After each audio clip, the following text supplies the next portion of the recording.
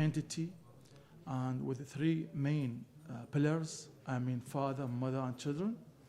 And in the glorious Quran, we find these entities tackled more fully and more profoundly.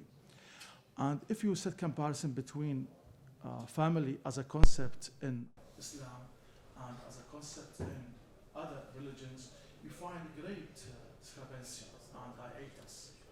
But the main focus does not fall on the Islam as a religion that glorifies family and gives the right to women and gives the right to the sense of children. But these facts merit, and they try to bury throughout ages. So we have what? We have this sense, just like a tug of war. The West fears Islam, and the East fears the West. You see? So that is why there's no kind of pollination between these two different poles. Why? Because there is no objectivity. What's the benefit of writing? In time, it lacks a kind of objectivity. In time, it lacks a kind of, we can say, humanity. So nowadays, we find another culture. We find another kind of reality, which is the reality of Islam and its main pillars. The Prophet Muhammad ﷺ, he is the one and the first teacher who preaches for the family and focuses on family as the first unit to have the society. So here we have the family unit to establish the society harmony. And he gives much shrifts to family and even to father and mother, and in details. So if you try to dissect the glorious Quran, you find many, many facts. But in the West, they, by some means or other, conceal such facts. But nowadays, we find the Islamic culture movement quite prevails, though, media, by some means or other, endeavors, but in vain, to bury such facts. So my viewpoint here, family is quite cultivated and focused in Islam as the first religion to give such importance to family. And again, family as a unit takes great space in the glorious Quran and even in hadiths of Ahlul Bayt. And in particular, about mother. And the Prophet Muhammad, when saying, his teachings emphasize or lay emphasis on mother. Paradise is under the feet of mother. So this is the main part. The mother is the essence of the family. Without the mother, there is no family. So the main focus on the way or to have great education for women in general. So family could be what? Could be for this conference as indicator to have this kind of change, concatenation of thoughts. And if you try to dismantle the sermons from Marja'iyya sermons to Friday sermons, you find what? You find a state of harmony. They talk about family, and we think that it's mentioned in isolation. But when you trace them one by one, you find family is the essence of importance to Marja'iyya and even to researchers. So here you are to understand the issues and edicts of Marja'iyya when you understand and perceive their sermons as a thesis. Introduction and discussion and conclusion. So in IS battle, that most parts of Iraq invaded by IS. So how does the Iraqi people triumph after we about to lose hope? So here the edict comes to certify that without the family, without the soul of family, no one could summon his power, his, we can say, volition to fight. I mean, fighting with no weapons, fighting with these primitive weapons, it's itself a great challenge. I mean, here you fight and you have nothing to persist. You have nothing to continue, only your volition. So this is the way on education of Marja'iyya when they keep rapport and nexus with people. I mean, here, by some means or other, you find these sermons as the street pulse. Just imagine that there is no connection, there is no nexus between people and Marja'iyya. So in this way, there is no obedience. I mean, there is no way to reply, and there is no way to respond to Marja'iyya. But here we find what? We find this line between them. That is why we have this great challenge in these battles when most of the Iraqis revert without thinking, and they respond without thinking, and they take risk to sacrifice themselves for the sake of the Iraqi lands.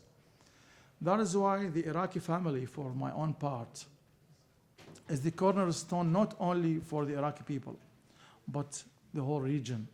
I mean, just imagine there is no house without, we can say, someone martyred.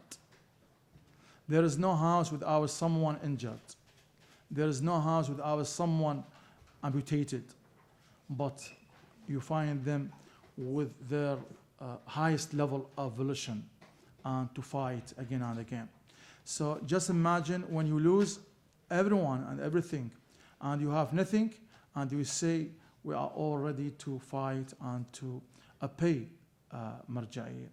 And this is the education and the moral education of Ahlul Bayt when it's revolved from the Grand Ayatollah to people, unconsciously of course. So one of the main tales, and it haunts me every day, there is a woman and of course with a great family. First of all, she loses the husband, and then she loses the sons, and then she keeps smiling. I mean, the reason here, they believe that life is not in death, life in dignity. I mean, life itself lies in dignity. And this is one of the main pillars of Ahlul Bayt when they try to preach man how to feel life. I mean, this is the core message of Ahlul Bayt.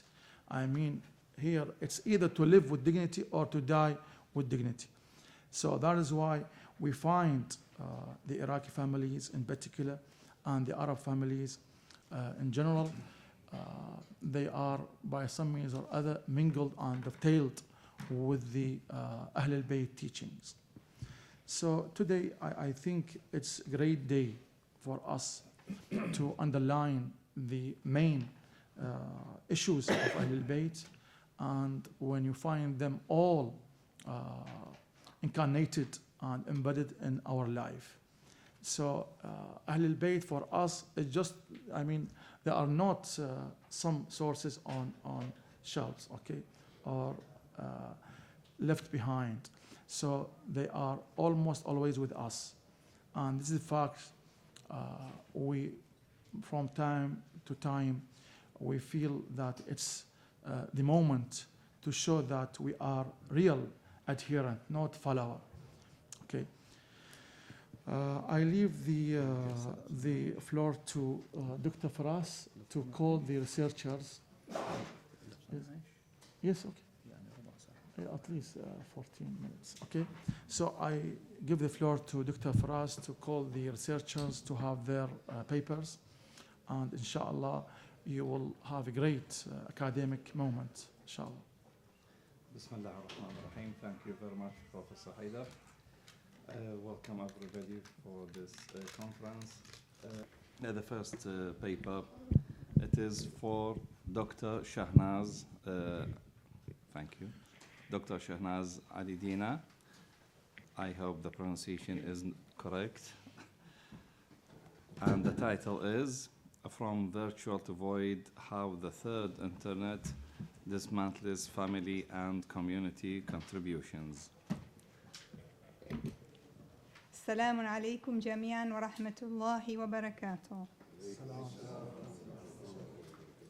It's a great pleasure for me to be here today to present on the topic the virtual to void, how the 3D dismantles family and community. From the onset, I'd like to make it clear what I'm going to address is just what the challenges are to the virtual world. However, that's not to say that the virtual world hasn't got its advantages. There's lots to it. My topic today is just addressing the challenges that impact families and communities.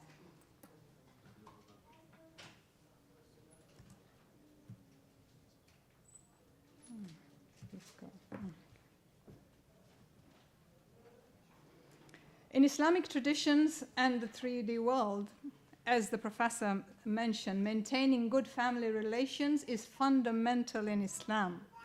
In the Holy Quran, in Surah An-Nisa, verse 36, Allah begins, وَعَبُدُوا اللَّهَ وَلَا تُشْرِكُوا بِهِ, and serve Allah and do not associate anything with Him. وَبِالْوَالِدَيْنِ إِحْسَانًا وَبِذِي الْقُرْبَى, and be good to the parents and to the near of kin. Islam has great emphasis on families and keeping up the relationship within families. There's respect, there's honor, there is dignity within families. The digital world is vast and immersive, a virtual reality blurring lines between real and virtual existence. So today we're here to discuss, is this a problem or are we celebrating the technological advancement? Do we look at it as a problem, or does it serve us as a community to benefit us in the long run?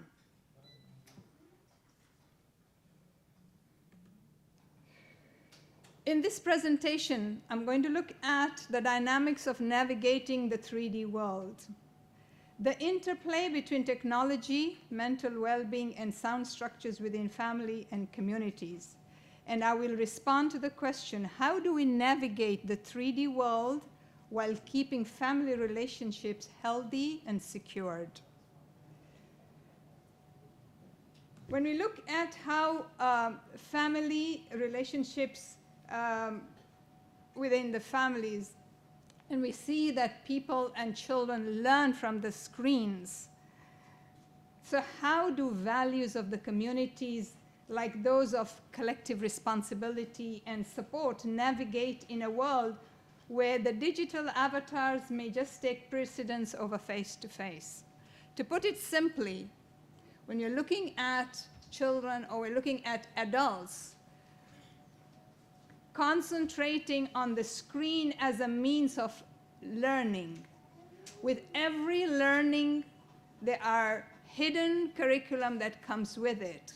So things like what we call characteristic, personalities, humility, these are not stated in the curriculum. These are hidden aspects that come within the curriculum. So when we look at learning online, or we look at navigating the 3D world, there is nothing that actually caters for preserving these values, which are very crucial in Muslim families. So when we look at this, the concept of how the 3D world is designed, we as Muslims need to be very well prepared to navigate these spaces, because these spaces challenge us. They challenge our core values. And today, more than anything in the West, we have to live with the realities of being forced to accept things like the LGBT, where it has broken down families and has gone against the core values of what Islamic traditions are.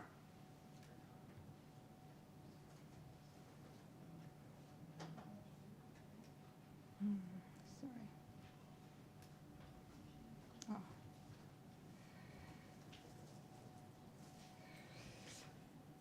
In research, in academic research, we find that parents who are involved in their children's development, they produce children who are very, we say, very high in their academic grades. So being actively involved translates that children do well in schools, they have better self-esteem, and they're resilient children. But when we look at this online process where the parent is actually cut out, we find that this unprecedented access to information and resources, it comes with a price. Children can navigate these spaces, and parents don't even know where they are. You find that a time comes that the world, the virtual world brings on a lot of distraction. As professors or as lecturers in universities, we find that we're mainly, when we talk to students, we really don't know whether they're online with you or they're online without you. They could be signed in, but they are navigating different spaces on the internet. So it's a wide world out there. How do you control it? And how do you train the children to be clever, to navigate these spaces without being hooked or without being swayed? Because at early ages, when children get hooked to the wide world, it brings in a lot of educational problems that come with it. One of the things that we find the 3D world is it lacks active community engagement. The world behind the screens lacks the human touch where children have that can engage face to face. You know, when children are engaging face to face, there is that opportunity to disagree, to fight, to solve problems. But when you are online, there's a lot of blankness that occurs. There is, yes, there is that community that gets built on classrooms, but the relationship is not fostered in the early years. And when I talk of early years, I'm talking from ages 6 to the teen years. Today in the West, especially where Muslims are living in minority communities, we struggle to maintain identity due to Islamophobia. Islamophobia has discriminated, especially those women who identify as Muslims. So on online spaces, you find, whereas there is no validation of religion or culture, children find that they don't need to belong to any religion because it doesn't matter when you are online. And this causes a discord where marginalization, due to marginalization, you opt to be not to be recognized. I'd rather be just a normal person. I'd just rather be a person who can melt in the pot and not be identified to be able to survive the virtual world. Because according to Alba and Fauner, they say, cultural marginalization and discrimination on online environment is not in line with Muslim values. Because it's a culture that you all are one. We all are one. Yes, we all are one as human beings, but we all belong differently. The Quran says that we have created you differently so that you recognize one another. So with the online world, we find that those children who are strong and those who can stand the virtual world do well.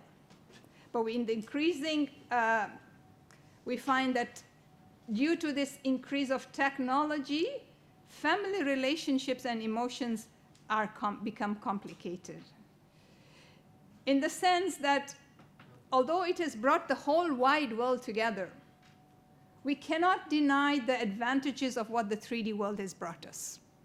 When we've gone through COVID, we realize what the 3D world opened for us. There's no denial of that. Today, if I am here, it's because of the connection between Professor and us through the internet and through WhatsApp that I was able to present a paper. My paper was transferred through the internet. So there's a whole side which we say there's an advantage, but we're looking at how this impacts families. So it makes it, it's easier to connect with people online. It's making it harder to maintain traditional values.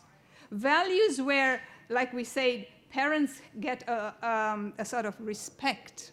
Where children are communicating now with parents online, the concept of respect is being lost.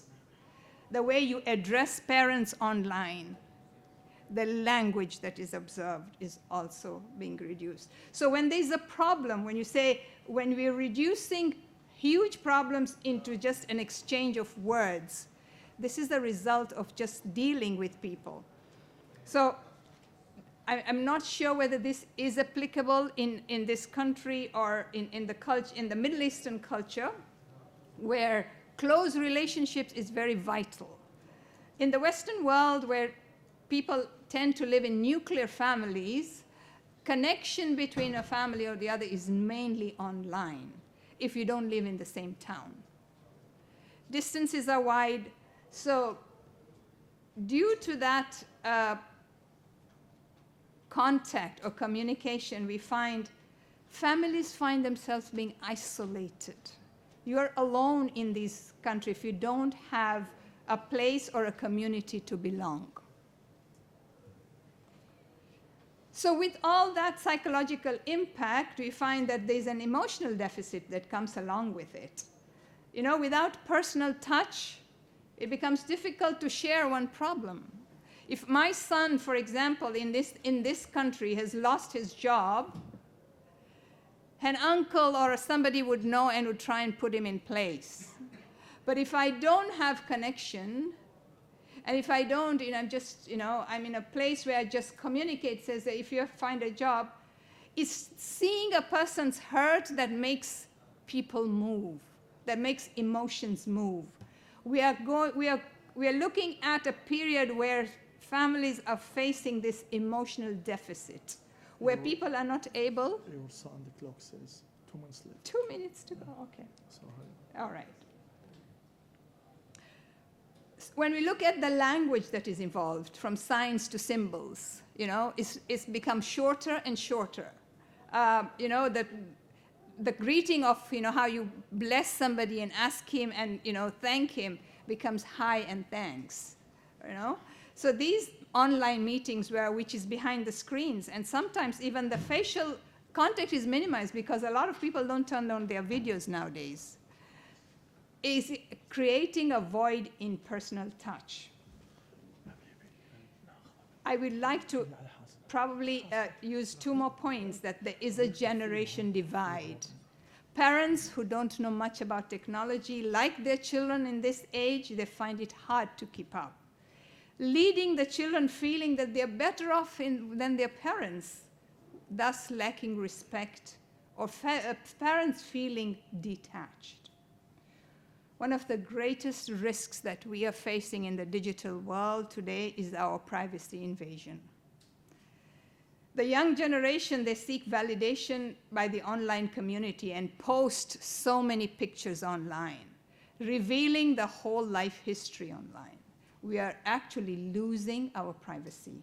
It is promoting anxiety because if their pictures are not liked, then they get this, they have an inferiority feeling.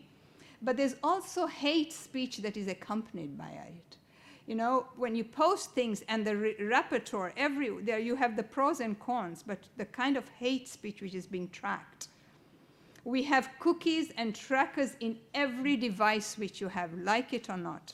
Whether you speak and the next day you find the same advert on your computer, is because you've been heard. We have actually trusted and shifted this is very Western, shifted our trust online. Our bank details are online. Our security information is online. It's very easy for our identity to be stolen.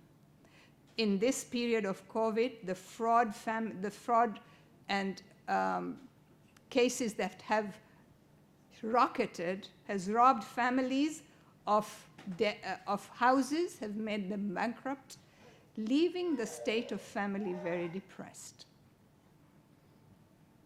So to conclude, we cannot ignore that the 3D has made progress and is going to continue to make progress. It is a very essential part of our lives. What we need to do as Muslims is to engage with the 3D with a deliberate focus. We need to be focused. We need to have a plan. Concentrated effort within homes in limiting the internet time to face-to-face interactions need to be planned.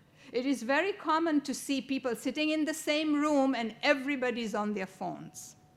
You're sitting in the same room and you're wishing each other through your telephone. Things like praying together, having family meals, and supporting each other is a way that will combat isolation that comes with the digital world. In putting these concerted interventions in place, we can hope to address the issues of family and community to preserve the values of Muslim communities. And I will end that what I did present was just the challenges we face. I could present a whole paper on the benefits as well. But we need to be, that's why I end with a balance. We need to look at how to balance these two worlds. It's very necessary, but at the same time, we need to be very smart to be able to maneuver the 3D world. وآخر دعوانا الحمد لله رب العالمين. وصلى الله على سيدنا محمد وخاتم النبيين وعلى آله الطيبين الطاهرين. Thank you very much. Could you leave it? I mean, the next researcher may use it. And the second researcher would be Dr. Lubna bin Nasser from Tunisia, and the paper is titled The Integration of the 4 C's in the Tunisian English for Specific Purposes Classes for Better Employability and Social Security.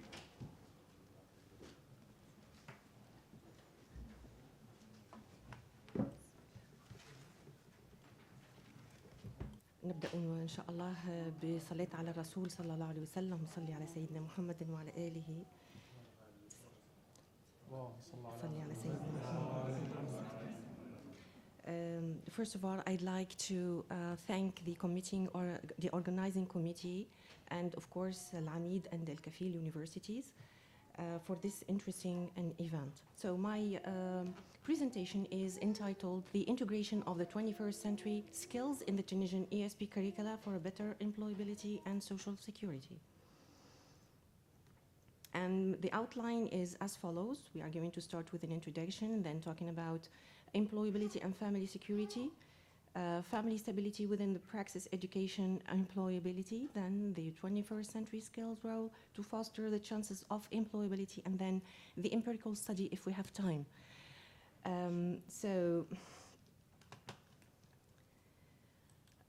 As an introduction, so I'm going to talk about the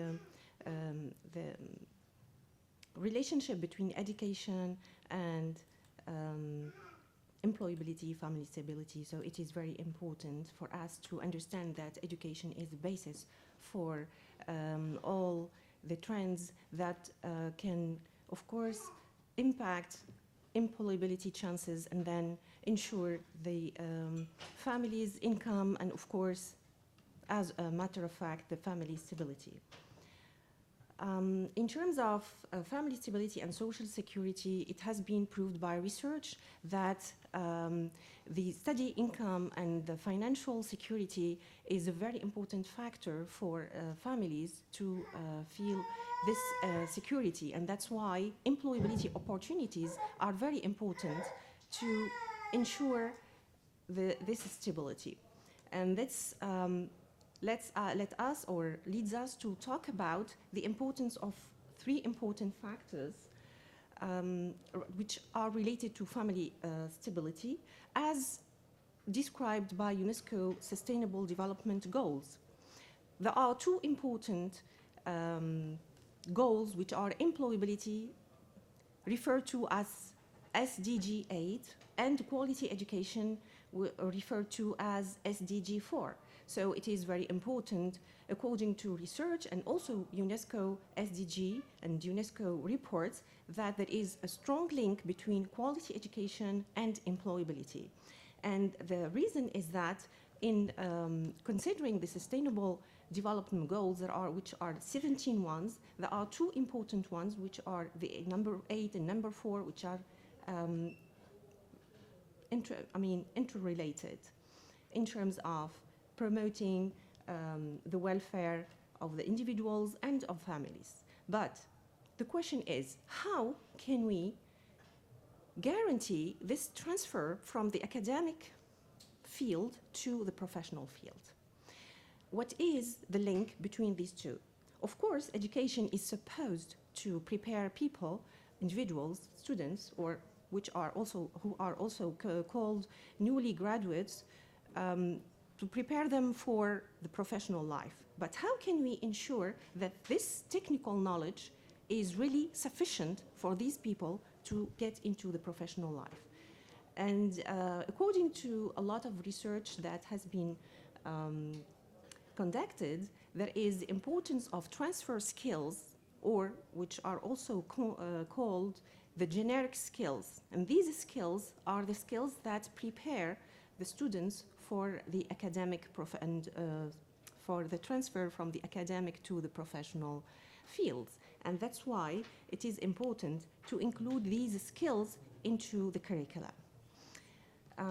So it is about the job readiness of these individuals. These skills are categorized as the 21st century skills. Actually, the 21st century skills are three types. We have the professional skills, the life skills, and the learning skills. But in this research, the focus is on the learning skills, which are four important ones: critical thinking, creativity, collaboration, and communication, which are also called the 4 C's. And these 4 C's are supposed to prepare the students into professional life and ensure their income, and of course, as a matter of fact, ensure their family stability. Now, the empirical study, the objective of the empirical study was to explore the ESP syllabi and landscape with focus on the thinking skills. The ESP syllabi, the ESP is English for specific purposes. So we have English for specific purposes syllabi, which are taught at universities where English is not a major, but just a subject. And these syllabi are supposed to include different soft skills and thinking skills into the curriculum, so that the students can be ready for their professional challenges. And the other objective of this empirical study was to identify the practitioners' and employers' perceptions of the ESP syllabi and job readiness. So to identify to what extent these syllabi really could prepare the students for the professional life. So the instruments. There were 3 types of instruments for this study. There were interviews addressed to employers and former students, and also there were document analysis and questionnaires. However, in this presentation, I'm going only to talk about the interviews addressed to employers and practitioners, because, you know, the constraint of time. How much time is it left? Okay. It's better to focus on the family and how does the family benefit from these skills. Okay, it's okay. better. Okay, so shall I skip the statistics? They are not very much. Okay, so I didn't focus a lot on statistics, only two types of statistics. So in this statistics, the calculation of the percentage of practitioners, the employers' perceptions concerning the thinking skills, the importance of the thinking skills in the ESP syllabi. So as you can see here, the numbers are a bit high, showing that there is a lot of focus and interest in the importance of these thinking skills to prepare students or individuals in general to the professional life. And this also is another type of statistics which address the integration of the thinking skills according to the practitioners' questionnaires. And also here it shows that there is more interest in these sub-skills to prepare these students for the... So as a conclusion, as this topic is a part of the importance of family and the preparation of the students or the individuals to have a balanced life as citizens in society and community, it is very important to involve all the stakeholders, especially the parents, in the needs analysis for designing the learning objectives. It is very important to identify the different objectives. Learning objectives should not oversee the general values of the community, especially everything which is related to the family and the family values. So it is important also to prioritize the family stability as one important criterion for deciding on the educational choices. And this also leads us to synthesize the policymakers and ministry agents of the significance of a language policy focusing on the integration of the transfer skill and educational directions which favor the importance of the community values and family values. And also, it is important to integrate more communication-based and performance-based learning activities focusing on the 4 Cs. Also, it is important to raise students' awareness of the importance of getting out of the box in their learning journey and favoring also the family values. So these are references, and this is the end of the presentation. Okay, thank you very much. And now the field is for Assistant Professor Dr. Walid Rida and present this paper titled The Pragmatic Identity, a Comprehensive Analysis, Examples from Al-Imam al-Hussein's speech in al-Batil. Okay, assalamu alaikum. Salam. Upon the successful preparation, starting, and inshallah completion of this conference, I am profoundly grateful for the insights and rigorous information that we have engaged in. Okay, actually, this experience is going to enrich our theoretical understanding and to equip us with the practical strategies to elevate our strategic practices.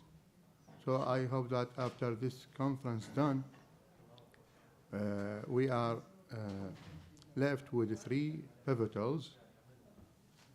pivotal points, implementing what we have learned in our academic and professional domain, and sharing what these insights to our colleagues. Okay, and thirdly, I hope that the conference committee is going to do that holding follow-up symposiums so that we strengthen what we have discussed and achieved here. So by doing so, I think that we are going to have deep and advanced understanding about learning. And I heard a saying says that, I want to end with this saying that people always say, or some people say that it is greener on the other side of the fence. Actually, I say that it is greener as well here. Sure. Thank you very much. It is greener as well here if we have done our, or we rally all our efforts in order to achieve the purpose why we are created by our God in the right way. Okay, now, so what is my research about? So the title of my research, okay, it is Pragmatical Identity, a Comprehensive Analysis, examples of from Al-Imam Al-Hussein speech in Al-Taf Battle, Ashura. Okay, so what is identity? Actually, identity is important due to it is a concept that it constitutes an intriguing part of the individual and the society he belongs to. It is a psychological and mental development construct process. It is a core part as well. It is a core part of any communicative process, any communicative product. So I'm going to deal with in this research work to deal with identity as the positioning of one's identity, okay, and as well as the positioning of the opponent's identity, okay, in front of the audience. We have questions here to be answered. What is pragmatic identity? How identity pragmatically achieved?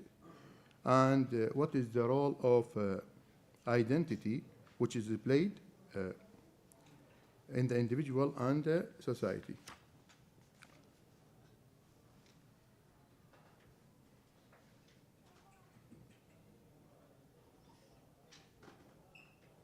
Okay, I'd like to begin with 2 or 3 verses which I got from Yeats. Yes. I know that I shall meet my fate somewhere among the clouds above. He is an airman. He has an aircraft, okay, and he's fighting against another people. So those that I fight, I do not hate, and those I guard, I do not love. So he doesn't hate those whom he fight, nor does he love those whom he guard. And he continues, and finally the line before the last one, a lowly impulse of delight, which make me fight, okay, with those people, not those people. So we have a message here. Because of his identity belonging to this side, he is fighting with them. But he is not, or he doesn't love the people. Yani, doesn't mean that he is fighting with them because he loves them, nor he fighting those he hates them. But here we as if he wanted to say that he is grateful, he is fighting with those people because he is grateful for his life and his belonging.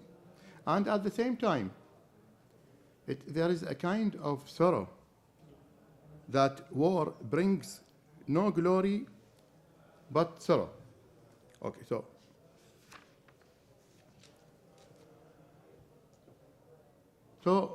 in one word or fewer words, we can say that identity is a means of belonging. And I'd like to make a distinction or differentiate it from the word ideology. So we can say that ideology it is not related to my topic, but I saw that it is related somehow to this research work. Ideology, we can say it is a policy. So there is another saying which says that and it is important to be yourself, or to be yourself in a word that constantly trying to make you something, not someone, to make you something else is a great accomplishment. So if you be yourself, it is a great accomplishment in a world that constantly trying to make you something else. So here, as far as, let's return back to our topic, as far as identity, what is identity? It is the knowledge and understanding that you grow up with the individual throughout his life. It also tells who the individual is and what he believes about himself and others. So we can say that the identification card that we have represent or refer to our identity. For example, I show you an identification card that I work with the General Directorate of Education in Babylon City. Or I can say that I am Iraqi. Or I can say I am from. So simply, we have an identification card which tells others or tell others who we are. And as per giving identity a pragmatic perspective, so I have to be in free? Yes. Okay. So let's go. Okay. So what do you mean by pragmatic identity? Of course, when in communication, identity becomes pragmatic, and language use is involved here. As per as Al-Imam al-Hussein Islam's speech in Ashura, in the day where he was killed by those evil people. Okay? So his language, the language he used, tells others his identity. For example, it tells others the family that he belongs to. Okay, and you see here we have a continuum of language strength that I have made earlier in an earlier research. You can check it. You can find it online. So here we have the strength of language, the continuum of language strength. The language we use in everyday life, it is normal degree of strength. And as well as we use logic, dialectic, rhetoric, so it becomes more and more effective and strong. The highest degree of language, of course, is the Holy Quran, the Bible, those books which are by Allah. Okay, so I say that Al-Imam al-Hussein alayhi salam, Prophet Muhammad, Imam Ali, okay, their language, as I think, is considered second to the language of the Holy Quran. Why it is second? Because those people are messengers of God. So, of course, their language, as they are the messengers of God, of course, their language is second to the language of the Holy Quran. So, and even their enemies, they say that when they speak, what they say is not questionable. They be silent and say nothing, as if that they have lost the debate with those people. So as you see here, we have continuum of strength, and this is the title that I arrived at of pragmatic identity, the speaker positioning of his own identity and positioning of his opponent's identity through language use throughout the process of communication. And how do we judge that Al-Imam Hussein's speech is is the best or second to the language of the Holy Quran. Because we follow Al-Imam al-Hussein? No. Because his language tells us that his language is second. How do we know? For example, when he speaks with those who are not good, he never use hate language. He never use impoliteness. His language is complete. I think it is complete. And let us go to an example from Al-Imam al-Hussein speech in Ashura Day. Okay, I have discussed two examples. Actually, this is the analytical model of analysis that I use in order to analyze the two examples as a comprehensive analysis. As you see that we have you have the speaker, Al-Imam Hussein, and throughout his speech he positioning his identity and positioning the opponent's identity. And as you see that the opponent, he either accept or refuse what Al-Imam al-Hussein says. So look here, of course, when debating and with people just as those from the family of Prophet Muhammad, they can't compete with them. Okay, now let's go to my. Okay, just one example. Here, an example. Look here. اللهم أنت ثقتي في كل كرب ورجائي في كل شدة وأنت لي في كل أمر نزل بي ثقة وعدة. So according to Al-Majdisi, he said that Imam al-Hussein alayhi salam, when saw those thousands of people who are trying to kill him, he said these words. Okay, when we check these words, we see that, for example, he uses, for example, four words. If you check them, each word consists of three letters. 4 letters. So, and of course, not just like us. For example, before I come to this conference, actually I didn't do that. But before, some people, when they come to, they memorize some words, some sentences in order to use at conferences. But no, Imam al-Hussein and those people, no, they don't do that. So if we check the rhetorical effect, the logical effect, everything is complete about their language. Okay, thank you very much. By the way, Dr. Walid mentions the poet Yeats. In English literature, most of the literatures assault against Quran, and in particular Islam. Only Yeats admires Islam and glorifies Islam and Prophet Muhammad. And the rest, they assault with label and slander. And this is a fact. Only Yeats, you see? Thank you very much.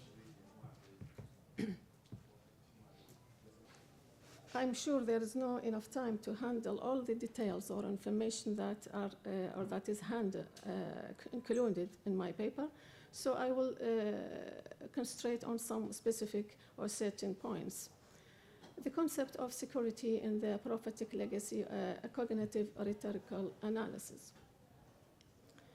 No doubt that there is no life, no stability without security. Without security, there is only damaging, depression, and destroying. So, the most important Islamic goal is providing all the Muslims with security. Also, we know that there are many types or kinds of security: intellectual, social, spiritual, economic, and political. But I think the most important one is the intellectual one, because damaging or because or the soundness of anyone's minds from corrupted ideas will provide the family and the society with security. Maybe damaging maybe a corrupt idea, will destroy the whole society. So this paper is an attempt to shed light on the manifestations of the concept of security in the literary and cultural heritage of Prophet Muhammad sallallahu alaihi wasallam. The literary or let us say linguistic heritage of the Prophet Muhammad sallallahu alaihi wasallam is represented by many types or many manifestations. One of them is hadiths, sermons, prayers, and and devices. This literary heritage represents a unique linguistic genre that is characterized by various and powerful rhetoric devices that are emanating from divinity. So the study aims at delving into the literary heritage of the Prophet Muhammad sallallahu alaihi wasallam to reveal his point of view on the concept of security. By the way, let us say something about the difference between security and safety. There is some sort of confusion between these two concepts. Security is concerned with all the practices and let us say actions that are done by who are responsible for these practices, like the government or organizations and so on. While safety is the individual feeling of the security. So it is a matter of emotion or feelings and so on. Sometimes all the pillars of security are available, but the one is not, the one does not feel of safety. Yes, it also aims to apply the cognitive analytical tools like mental space theory and conceptual blending theory. Cognitive rhetorical theory falls into two parts. The first one is rhetoric that is concerned with the mechanisms of persuasion and argumentation, whereas cognitive falls within or into let us say the mental. All the mental skills and processes that are involved in thinking and taking decisions or inferences. Security is defined as not expecting any bad thing in the future. This inclusive definition points to the need for human beings to face any evil around them, whether in the present time or in the future. It is not limited to the country, society, family, or self, or oneself. As we know, we said that there are many types of security. The first one is the intellectual one, which is the most important type of security because keeping one's mind free from corrupt ideas leads to all the other types of security. So if there is intellectual security, there is no terrorism, there is no extremisms, and so on. The spiritual security is, as the intellectual security, is one of the most significant pillars for achieving psychological and social security. It can only achieved by resorting to God Almighty, by praying, supplication, and so on. And doing all the kinds of religious rules, like fasting, prayers at the time, all of these rules provide us with spiritual security. Social security, on the other time, is one of the psychological needs that Islamic law seeks to satisfy through rules that leads to strengthening social ties, such as honoring one's parents, ties of kinship, the rights of spouses, the rights of parents, and sons, obligatory alimony, reconciliation of relationships, and etc. The model of the analysis falls into two parts. The first one is, let us say something about cognitive. Cognitive part falls into space, base space and base builders. Base space refers to the background knowledge of the speaker and his mental representation of reality. So it is called, that's why it is called reality space. The linguistic expressions. Every time I told you we have 2 minutes, okay? I think 2 minutes? The last session, you have 2 minutes only? Yes. Oh my God. Yes, the linguistic expressions that are uttered by the speaker made what space builders that create other mental spaces. One of them is input space. Then all these input spaces are connected with some elements that are included in generic space. By three processes of manipulating the information, that is composition, completion, and elaboration, what the blended space is created. And this gives rise to an emergent structure that is not existing in input space. This blended space provide us with insight and help us to take decision or inference. And this is what the speaker concentrates on. Prophet Muhammad sallallahu alaihi wasallam concentrates on linguistic expressions that are represented by parables, التشبيه التمثيلي. Most of his speeches are in the shape of this rhetorical device, which rhetorical devices in general divides into two types: eloquence and embellishment. Eloquence, which is represented here by parables, and embellishment by lexical and semantic affinity.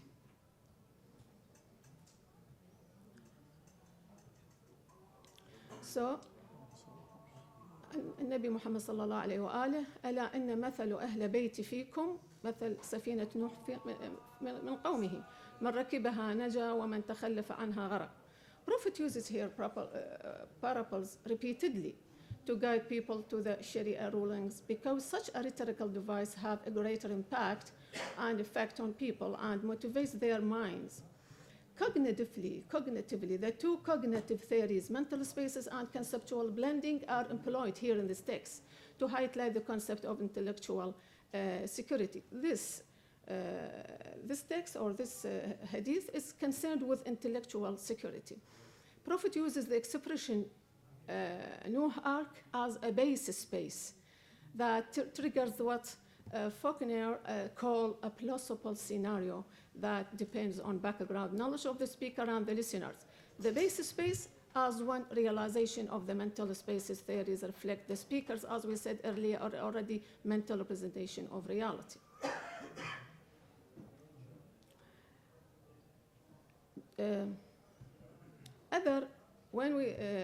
By the expressions like من ركبها نجا من تخلف عنها غرق, more mental spaces are created. And as thinking and discourse develops, the listener will remember some information, will connect these informations together to reach to high level of mental process, that is taking decision or inference, that Ahlul Bayt alayhim salam are the salvation or the valve of the Islamic nation. Conclusion. What can I do? There is no enough time. Parables, number one, are considered as the product of the literary mind. They are cognitive rhetorical mechanisms through which perceptions are given dynamism by connections between many mental spaces, rather than being semantic packages that give meanings the characteristic of stability. So the Prophet Muhammad sallallahu alaihi wasallam uses such rhetorical device to what? To motivate the listener's mind to think, to connect the elements that are existed in input spaces. The Prophet sallallahu alaihi wasallam often uses parables to influence the listener cognitively. It is shown how conceptualization can be processed by employing the cognitive mechanisms that all of us have them, especially if the speaker makes good use of his cognitive encyclopedia on one hand, and the reader or the listener on the other hand begins to link between the mental spaces that he evokes from long-term memory or builds at the moment of listening or reading based on mental frames. He has that only to be stimulated and propped by good language use.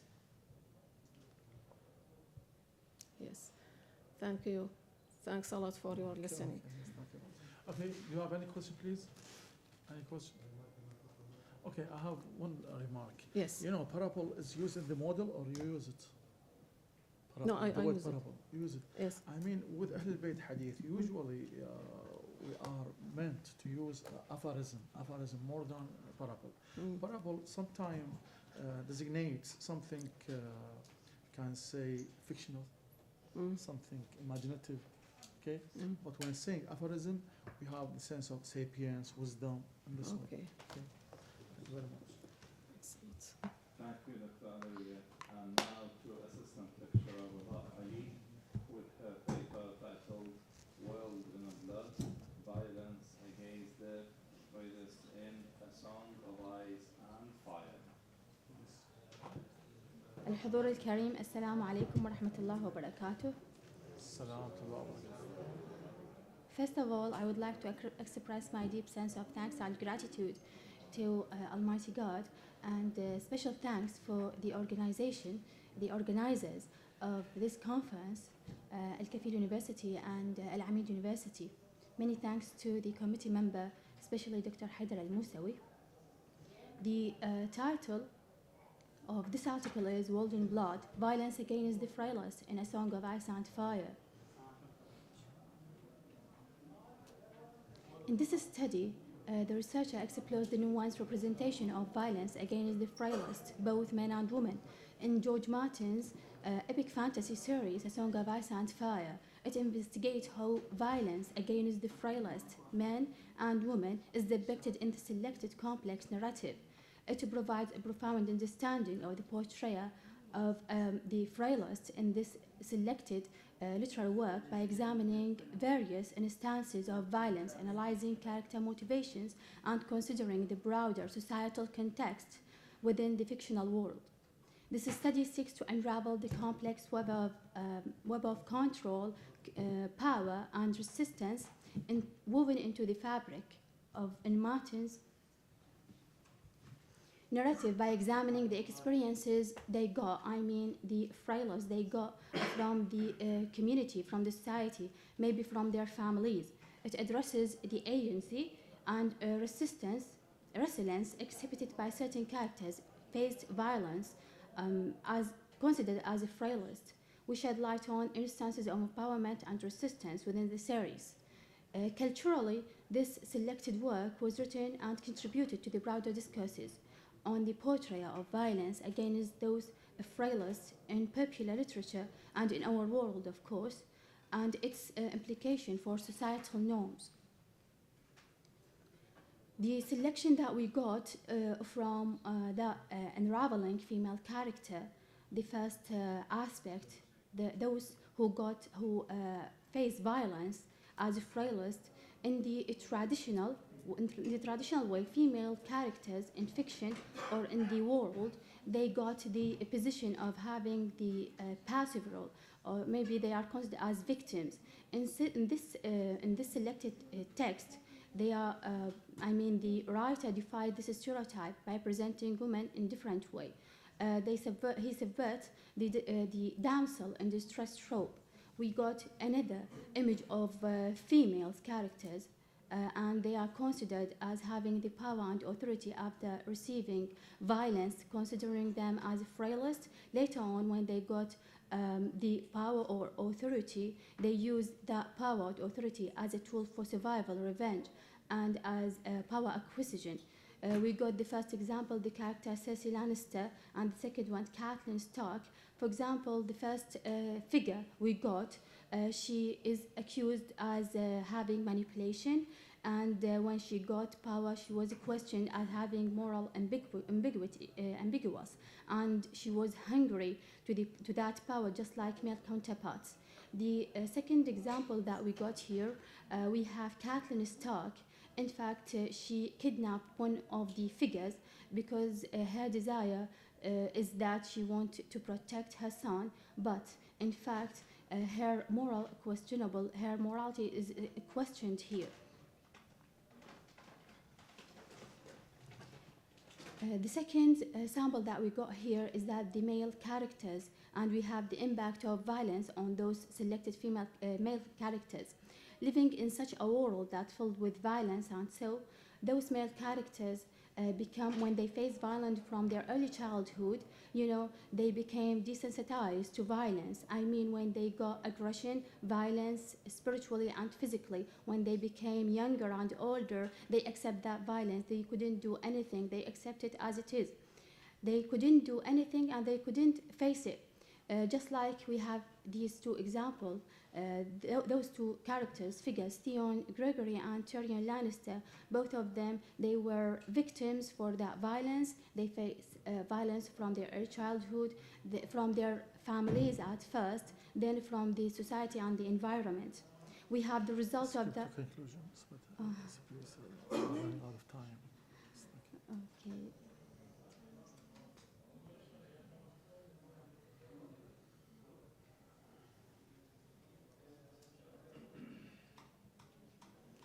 Okay, just this slide Okay. and then the conclusion. Okay, having violence in the society and the community and its impact on the masculinity is that having the desensitization to violence, accepting everything, emotional trope, I mean deep trauma, the impact of that violence from the early childhood, as we have those characters, or let's say people, figure in our world that face violence. I mean, they got that violence and have the impact of that violence. We have also another kind of people who can face violence, they can resist, and they can revolt against those people. As for the conclusion is a mirror to our world. Just like this literary work, we have in our world violence, still we have people nowadays that face violence, and so George Martin's series provides complex and multi-faceted exploration of violence against the frailest within the intricate tapestry of its narrative. Through the various characters that we have here, they face violence. Martin unveils the pervasive nature of violence against the frailest, shedding light on power dynamics, societal norms, and the devastating consequences. Thank you so much, and I'm all ears for your questions. Okay, very much. Yes, please, do you have any question? Yes, Dr. Dia? Yes. Thank you so much for the scholarly presentation. Actually, I have 2 points. First of all, what is the ethical framework you have adopted in this study? The second point is that I hear that you mentioned in the presentation that violence is practiced against both men and women. So who is practicing this violence? Who is victimizing men and women? Yeah. Thank you. Thank you so much for your question. As for the first question, you said that you are asking about the framework. It's a thematic study. Approach. Yeah. It's a thematic study, and we are talking about violence against the frailest. We've applied the themes of violence against the frailest in the literary work, and that's it. From It the is perspective of reality, she means. Yeah. We got evidences from that novel, from that series, and so. As for your second question, you are asking about the one who violated others, right? Yes. For example, when someone from his early childhood or from her early childhood, they got violence, maybe they will be just silenced in the future when they became older, or they are the same people who will violence other. I mean, the society. Yeah. I mean, the society, the family, from the source. From the beginning, we have the family, then we have the society and the environment, the world, the countries, and so. Most welcome. Yes, Dr. Sabah. Thank you so much, Doctor, for this comprehensive presentation. My question is, what makes you choose this novel Mhm. for this session, I mean, for this conference? Why Yes, didn't yeah, choose something else? yeah. What kind of special characteristics Mhm. that made this novel important and linked to the topic of the conference? Yeah, yeah. You know, this is a contemporary work. It received a huge fans nowadays. It is a series, then it is a novel by George Martin. Then it is filmed, directed. It captured the attention of the teenage, and my aim is that I want to influence that teens. I want them to change their thought, their minds, to stop violence to the other. Maybe we have, for example, the concept of bullying. It is spread widely in our world, in our universities. We have such a thing. So this is just like a message for them. That's it. Yes, I mean, the idea of, you know, you can say the missing piece. I mean, in this house, for example, there is something missed, right? So here, Islam, if quite applied to this novel, I mean, everything will be stable. Of course, sure. The message. Yes, thank you very much. Thank you so much. Thank you very much. Now we have Assistant Lecturer Tayyip Amdurraba and Assistant Lecturer Ahmed Biraji. The title of the paper is Digital Identities in Contemporary Literature, Virtual Reality, Self-Perception, and the Role of Family in Ernest Plains Ready Player 1. Assalamu alaikum wa rahmatullah. Good afternoon, everyone. First, I would like to express my gratitude to all of you for granting me this chance to present my research, especially for Dr. Haidar al-Musawi. Okay, my research is entitled Digital Identities in Contemporary Literature, Virtual Reality, Self-Perception, and the Role of Family in Ernest Plains Ready Player 1. Actually, here these days, you know, we indulge in digital world, and that digital world actually, sorry, just let me. And that digital world transformed the way that we preserve ourselves and the way we express ourselves. It's grant a space to express ourselves differently from the real world, and this transformation is vividly reflected in contemporary literature, especially in works like this novel, which literally has been transformed into a movie. I will first give you a quote from the novel, where the one who created the Oasis, the virtual world, says that I created the Oasis because I never felt at home in real world. I didn't know how to connect with the people there. I was afraid for all my life, right up until I know it was ending. That was when I realized, as terrifying and painful as reality can be, it's also the only place where you can find the true happiness, because reality is real. This means that he creates this world, I mean the virtual world, as a tool to escape from the reality where they live. So, in my research, I will explore things like the impact of family in reshaping the identity, and the impact of the environment as well, and also the impact or the influence of the digital identity in shaping that self. The digital identity grants a space where, as I told you before, as I mentioned, a space to express the self, to see how we perceive ourselves as well, and also focusing on this, on analyzing family dynamics and their importance in identity formation. We in this research, use theories like the Proteus theory. Proteus is a name of the god of the sea who can or who has the ability to reshape himself. And this, by using this theory, we can see that the protagonist of the novel, whose name is Wade, he used different identity in the virtual reality where he goes in that word, the oasis, I mean, he used different identity with different shape, different appearance, the perfect appearance that he wished to have in real world, but he actually lacks in that world. So we see that this gives him two things. First, gives him the confidence, and also he can use that confidence in real world, but again, it lacks the or grants him a conflict between his real identity and that virtual identity, as because in reality he's an orphan man. No one knows him. No one cares about him. He has no family, but in the virtual reality, vice versa. He's a famous one. He has lots of abilities. He's with very good looking, and so.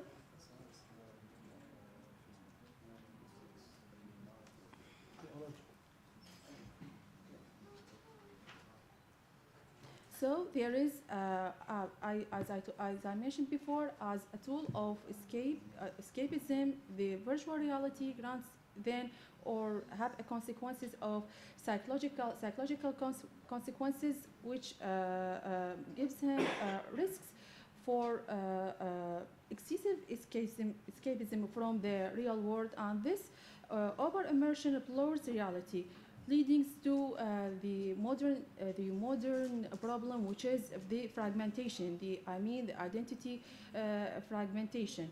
And so for the protagonist way, the oasis is both a source of conflict between reality and the virtual selves, and also a word for self-confidence. The case study here is Wade, as I told you, who is the orphan.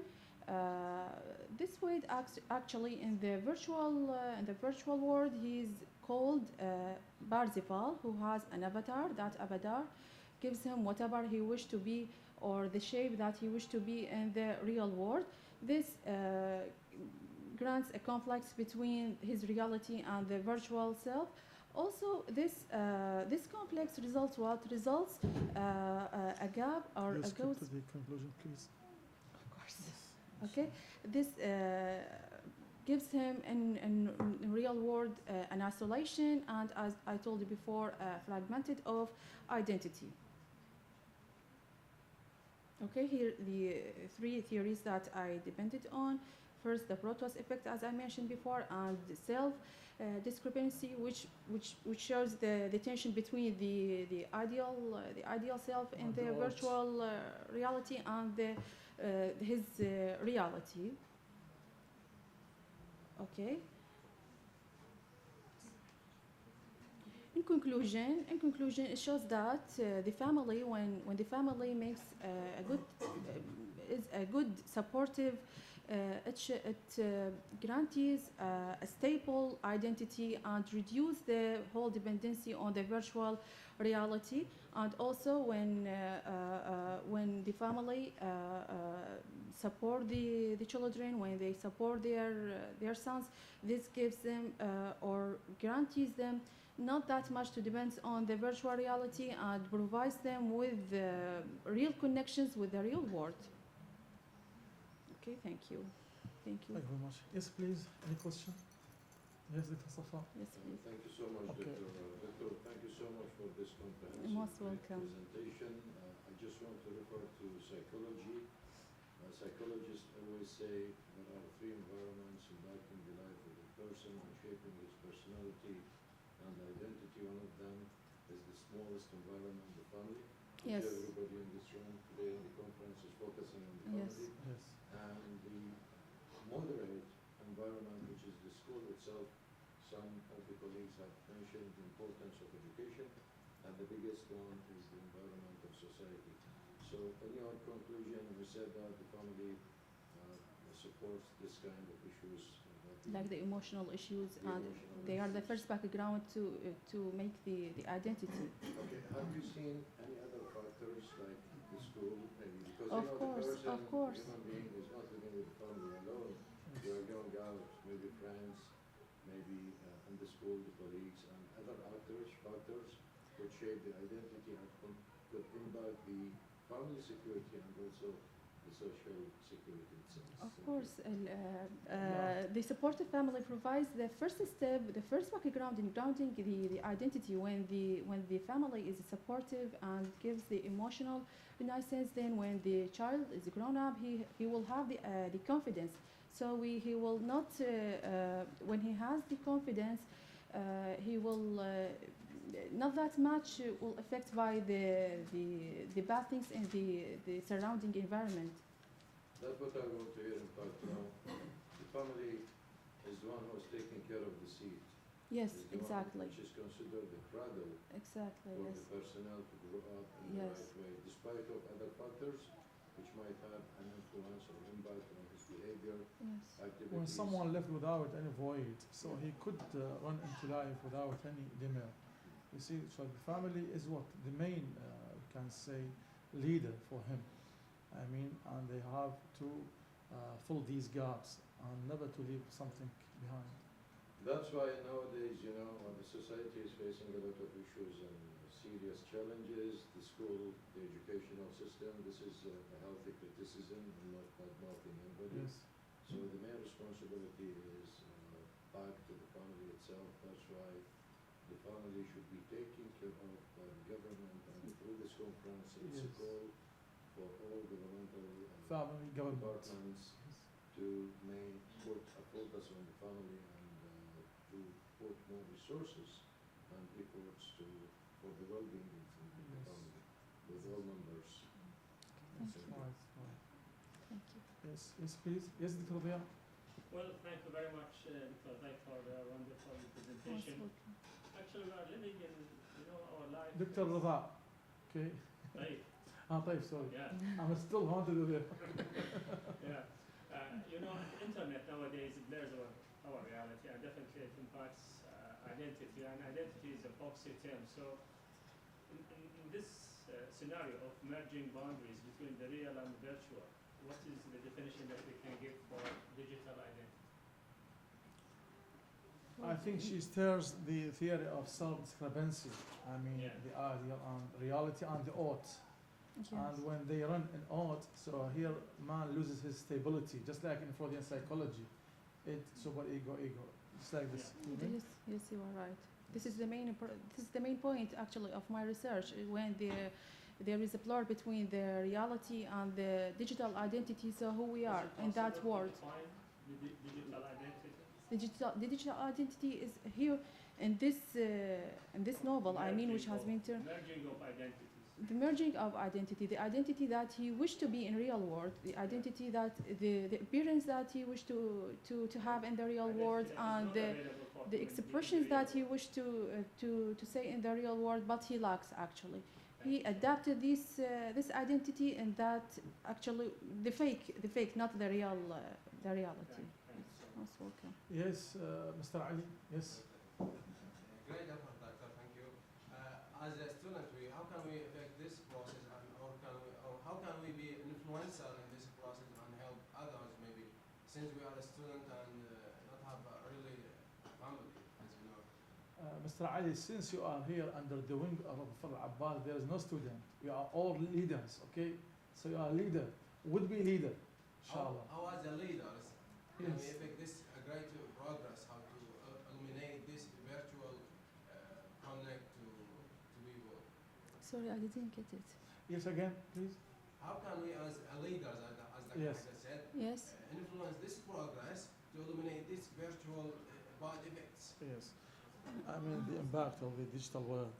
I mean, yes. Yes, actually, when you have the good esteem of when you raise yourself and follow with a good friends as alternative of the family, you will have the confidence and will not merge so easily with the bad influence of the digital world, because as you know, the digital world guarantees very positive things, lots of advantages, not the bad things. So you can choose. Escape is shield.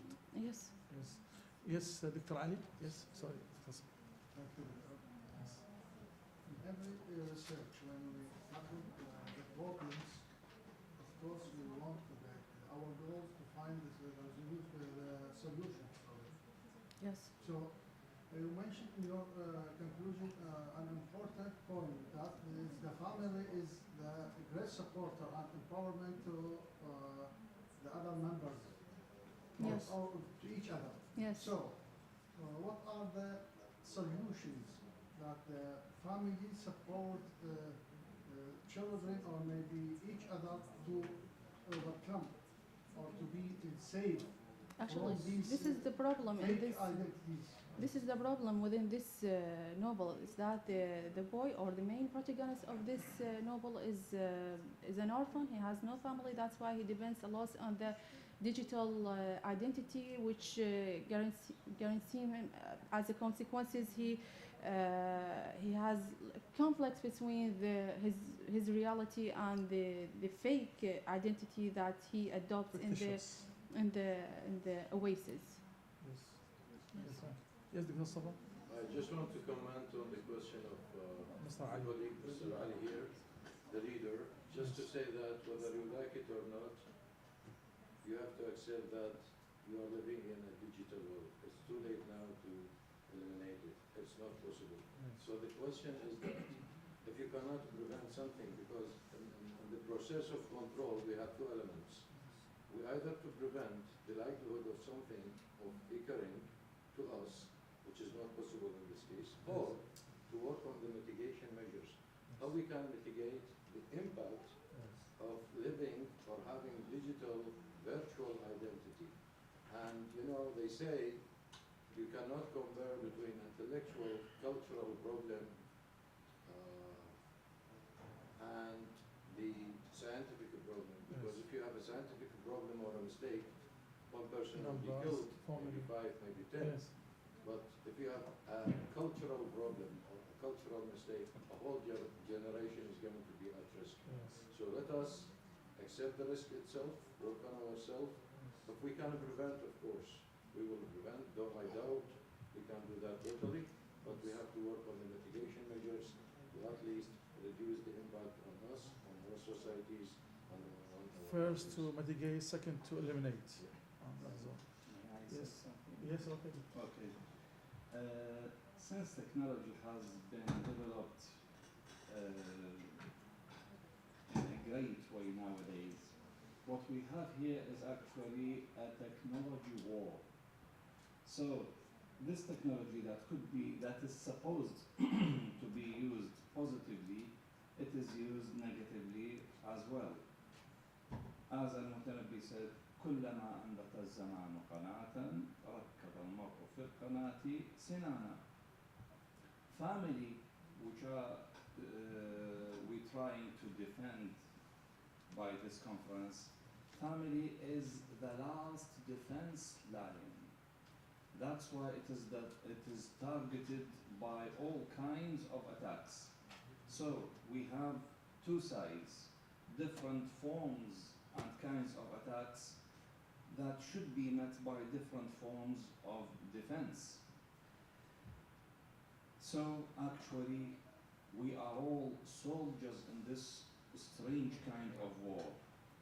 And this war is not limited to time and not limited to place. And as it is said by A'immat Ahl-Bayt alayhim as-salam, كل يوم عاشوراء وكل أرض كربلاء. We are dressed nicely, but actually we are fighting soldiers. I hope that we will be good soldiers. Inshallah. Thank you. Okay. Yes, please. I think it's time to close the session, and inshallah we shall meet you again in another session about Ahl al-Bayt means and Jawsa, inshallah. Thank you very much for attending, and also thank you for your listening. And now the time to go to Al-Madin for Al-Abbas to have your lunch, inshallah. Thank you, both of you.